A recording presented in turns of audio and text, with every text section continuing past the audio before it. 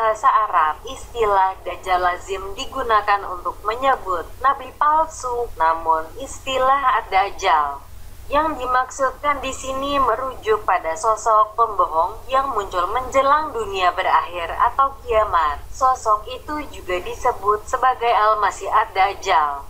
Yang dimaksudkan di sini adalah Al-Masih palsu. Menurut beberapa sumber, istilah ini berasal dari istilah Syria, yakni Masih Ad-Dajjal yang telah menjadi kosakata umum di Timur Tengah selama lebih dari 400 tahun sebelum Al-Quran diturunkan. Dalam kamus lisan Arab dikemukakan bahwa Dajjal berasal dari kata Dajjal, artinya menutupi. Mengapa dikatakan menutupi? Karena ia adalah pembohong yang akan menutupi segala kebenaran dengan kebohongan dan kepalsuannya. Dikatakan menutupi karena Dajjal kelak akan menutupi bumi dengan jumlah pengikutnya yang sangat banyak. Ada juga yang berpendapat bahwa Dajjal kelak akan menutupi manusia dengan kekafiran atau ingkar terhadap kebenaran yang datangnya dari Allah Subhanahu wa Ta'ala. Menurut Al-Quran, siapakah sesungguhnya Dajjal? Menurut rujukan utama dan pertama kita dalam menggali berbagai informasi, utamanya berkaitan dengan agama, yakni Al-Quran Al-Karim. Sayangnya, kata Dajjal ini tidak disebut secara langsung di dalam Al-Quran, namun sumber kedua kita, yakni hadits baginda Nabi Muhammad Shallallahu Alaihi Wasallam, banyak menginformasikan tentang Dajjal ini.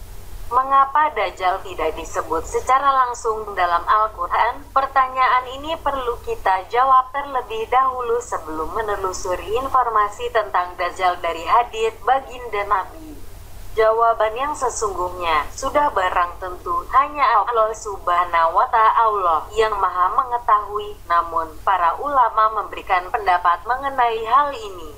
Penyebutan Dajjal di dalam Al-Quran sudah termasuk dalam kandungan ayat sebagai berikut, yang mereka nanti tidak lain hanyalah kedatangan malaikat kepada mereka untuk mencabut nyawa mereka, atau kedatangan siksa Tuhanmu, atau kedatangan beberapa ayat Tuhanmu.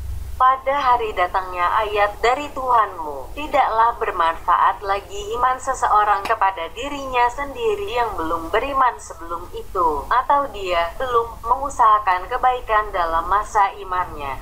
Katakanlah, tunggulah olehmu, sesungguhnya kami pun menunggu. Ulah. Al-Quran Surat Al-An'am ayat 158.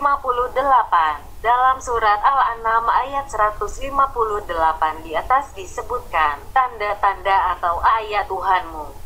Yang dimaksudkan adalah tanda-tanda kiamat. Dalam hal ini adalah munculnya Dajjal, sebab disebutkan dalam sebuah hadis bahwa Rasulullah Shallallahu Alaihi Wasallam telah bersabda, 3 hal apabila telah muncul terjadi, maka tiada bermanfaat lagi sebuah keimanan bagi seorang yang belum beriman sebelumnya: Dajjal, dabah, dan terbitnya matahari dari arah barat. Ada yang berpendapat bahwa tidak disebutkannya Dajjal secara langsung di dalam Al-Quran adalah sebagai bentuk penghinaan kepada Dajjal yang di akhir zaman mengakui diri sebagai Tuhan.